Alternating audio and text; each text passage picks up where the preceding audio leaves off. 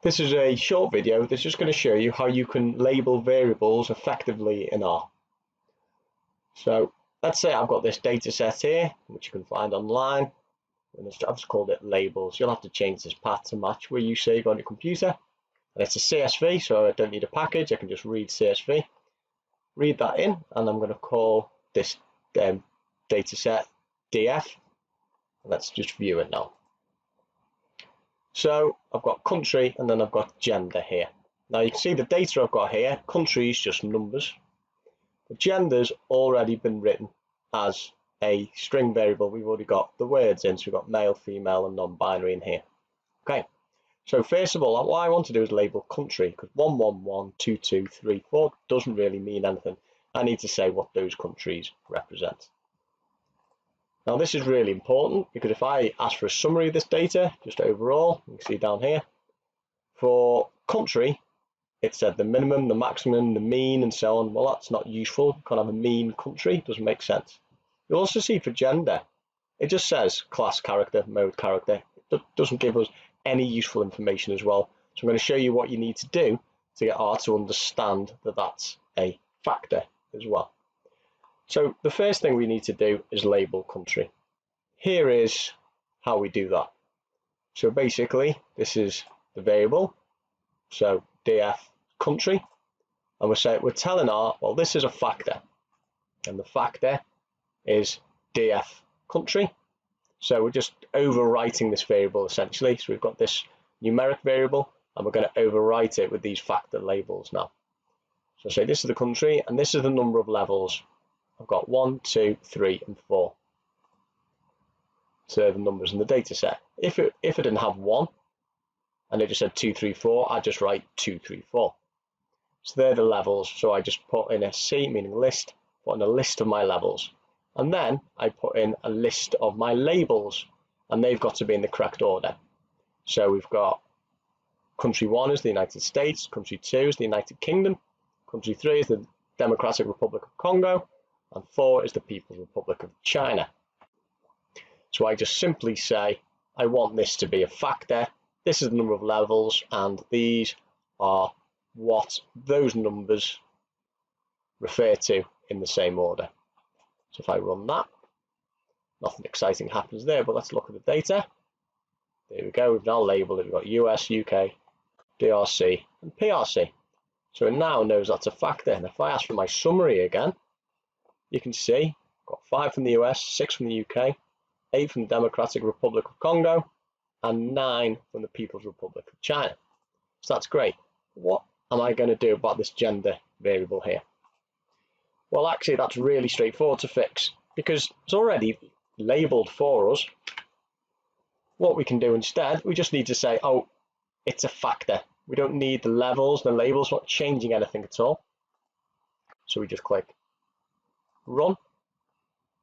Nothing exciting is happening here. But now if we ask for our summary again, it gives us gender as a factor. It breaks it down. Now you'll see there's an error in this data set because we've got male with a small m and male with a capital M. So I've got a bit of a problem here. Somebody has done a data input problem at this point. So you could go back to the data and just change that male with the lowercase m, and just change that to an uppercase M, and then it would work just fine. Or we could do that automatically if we want as well. If we want to do that, we can use this command here. So we just say this is the levels in our variable gender. So this is basically going to check if this value of male with lowercase is present in this variable here, and it's going to replace it with male with a capital M.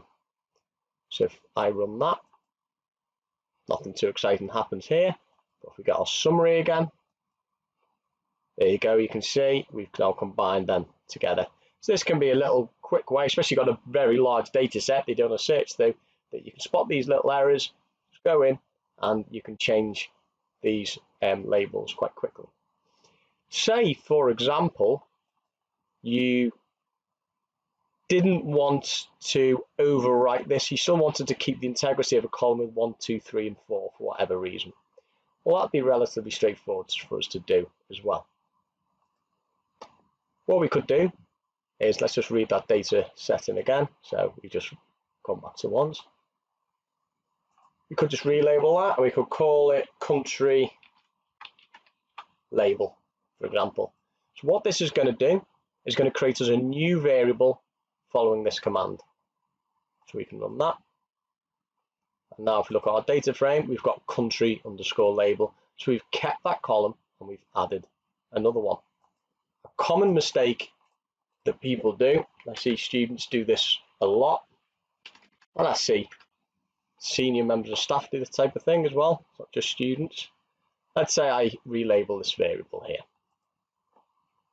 There we go, so country 1 is now labeled. And let's say I run that again by mistake. Something bad's going to happen. NA, NA, NA. Non-applicable, non-applicable. That's because when I ran it once, I relabeled 1, 2, 3, 4, US, UK, DRC, PRC. Once I run it again, once I've run that again, 1, 2, 3, and 4 no longer exist. They've been relabeled. So I've run it again, and R goes, I can't find any of these, so everything's blank because these do not exist in this column. So you end up with a blank. So 2 options for that is you either just read on the data again and run it once this time, it's fixed it, or you do it that way. So you don't have to worry about that. You'll still always have this variable, so if anything does go wrong, you can just redo your variables again.